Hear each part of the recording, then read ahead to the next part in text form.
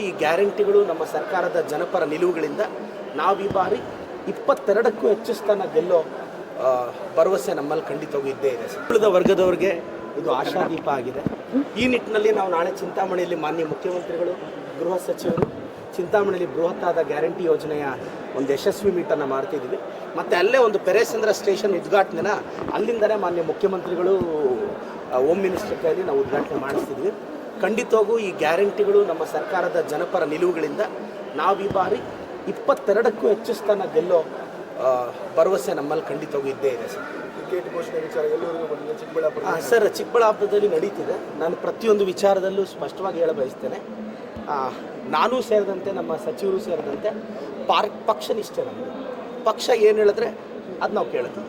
ಈಗ ನಗರಾಭಿವೃದ್ಧಿ ಪ್ರಾಧಿಕಾರಕ್ಕೆ ಎಲ್ಲ ಜಿಲ್ಲಾಧ್ಯಕ್ಷರನ್ನು ತಾವು ಪಟ್ಟಿ ತೆಗೆದು ನೋಡಿ.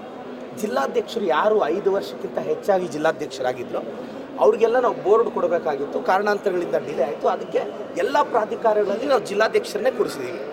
ಆ ಫಾರ್ಮಾಲಿಟಿನ ಚಿಕ್ಕಬಳ್ಳಾಪುರದಲ್ಲೂ ಫಾಲೋ ಮಾಡಿದ್ದೀವಿ.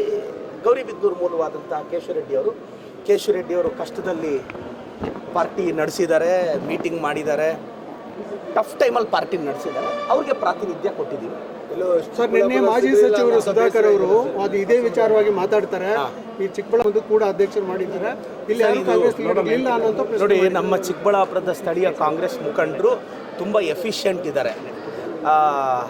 ಮೋಸ್ಟ್ಲಿ ಅವ್ರ ಹಿಂದೆ ಇರೋರ ನರಸತ್ತವರು, ನನ್ನ ಹಿಂದೆ ಇರೋರು ಅಂತ ಅವ್ರು ಅವಲೋಕನ ಮಾಡ್ಕೋಬೇಕು. ಮೊನ್ನೆ ಚುನಾವಣೆಯಲ್ಲಿ ಯಾರು ಗೆದ್ದಿದ್ರೆ ಅವ್ರ ಫಾಲೋವರ್ಸು ಗಂಡಸರು, ಯಾರು ಸೋತಿದ್ರೆ ಅವ್ರ ಫಾಲೋವರ್ಸು ನರಸತ್ತವರು. ಮೋಸ್ಟ್ಲಿ ಇದನ್ನು ಅವ್ರಿಗೆ ಬಿಡ್ತೀನಿ. ನಾನು ಇದ್ರ ಬಗ್ಗೆ ಏನೂ ಮಾತಾಡೋಕ್ಕೆ ಇಷ್ಟಪಡೋದು.